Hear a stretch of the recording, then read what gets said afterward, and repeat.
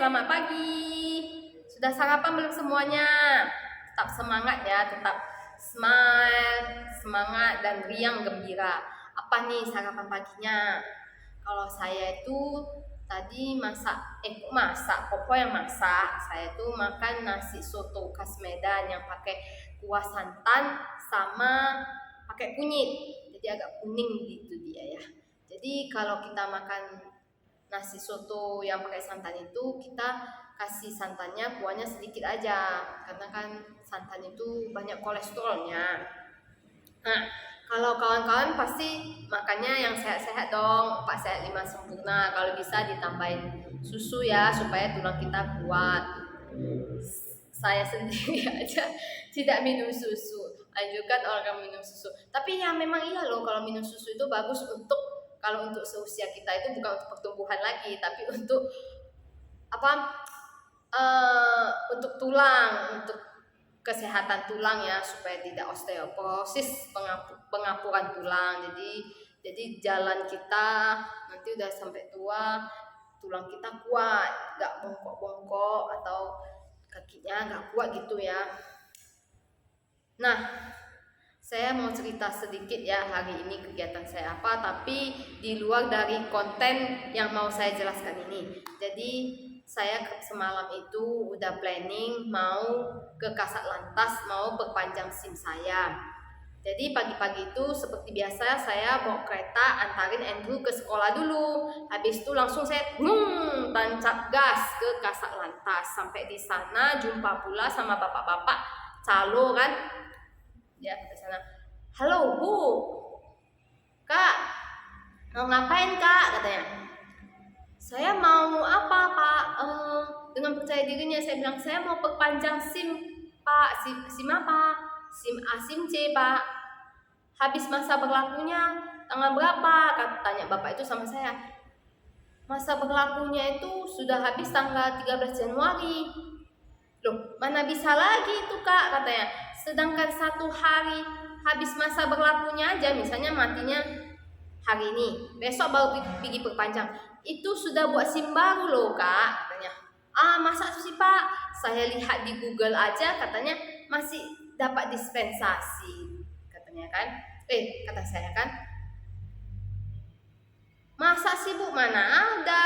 Iya loh Pak, saya bilang gitu. Terus kalau katanya kakak nggak percaya, tanya aja sama itu Pak polisi. Kebetulan waktu itu kan masih di luar nih, belum masuk ke Kasat Lantas dalam, masih lingkungan di luarnya kan. Jadi ada Pak polisi baru datang. Pak, ini kakak ini mau buat SIM katanya, mau perpanjang SIM. Kalau SIM-nya sudah mati, bisa perpanjang SIM lagi. Kata Pak polisi, mana bisa Kak, itu mau buat SIM baru lagi. Jadi saya tanya sama bapak itu yang calo itu, jadi Pak kalau misalnya saya perpanjang SIM, buat SIM baru itu gimana? Kalau setahu saya perpanjang itu cuma fotokopi KTP sama surat kesehatan. Jadi kata calo itu kalau buat SIM baru itu harus surat fisik, surat kesehatan, terus apa lagi katanya, sertifikat apa, terus harus yang suatu harus tes drive lagi. Nggak jadilah, saya pikirkan habis waktuku di sana, jadi mutar balik aja lah, aku pulang lagi aja lah, nggak jadi loh. Terus sampai di rumah saya baca, ternyata saya yang salah. Itu dispensasi itu untuk daerah Bali, Yogyakarta, dan Jakarta yang PPKM level ketiga. Ternyata saya salah, jadinya nggak dapat deh perpanjang SIM-nya. Tapi kalau perbandingan harganya juga cukup jauh ya, perpanjang SIM sama SIM baru ya. Cuma yang buat kita agak was-was itu habis waktu kita di sana mau tes drive lagi, entah mau berapa kali tes drive baru lulus mungkin ya, berdasarkan cerita-cerita dari orang-orang yang sudah pengalaman ya. Jadi turunkan dulu lah, kapan-kapan aja lah baru buat lagi. Nanti ada waktu baru ke sana lagi ya. Jadi untuk kawan-kawan yang Jakarta, Yogyakarta sama Bali itu yang SIM-nya sudah habis berlaku itu cepat-cepatlah pergi perpanjang SIM-nya. Masanya masih ada dispensasi. Jangan nanti dispensasinya sudah nggak ada, tapi tanya dulu yang jelas, jangan seperti saya nengok aja ada dispensasi, ternyata belum dibaca habis itu kan dispensasinya sudah ngotot duluan, ternyata saya yang salah. Saya minta maaf untuk semuanya ya atas kesalahan saya. Oke deh, cerita-cerita itu udah kepanjangan, jadi kita lanjut aja ke kontennya. Jadi hari ini saya mau buat konten tentang cara pendaftaran vaksin booster secara online. Tapi sebelumnya jangan untuk like, subscribe dan bunyikan lonceng untuk bisa mendapatkan informasi selanjutnya. Jadi kawan-kawan sudah tahu ya bahwa pemerintah itu sudah membagikan booster gratis untuk masyarakatnya. Jadi kita harus bergembira dan mengucapkan terima kasih untuk pemerintahan Indonesia sama Pak Presiden Joko Widodo dan semua staf yang di pemerintahan itu ya, dan menteri-menteri, terima kasih banyak ya Pak. Nah friends, apa saja persyaratan untuk vaksinasi booster itu? Nah yang pertama itu usianya harus warga negara Indonesia yang usianya itu harus 18 tahun ke atas dan lansia. Dan yang kedua itu persyaratannya itu vaksinasi pertama, vaksinasi kedua itu jarak antara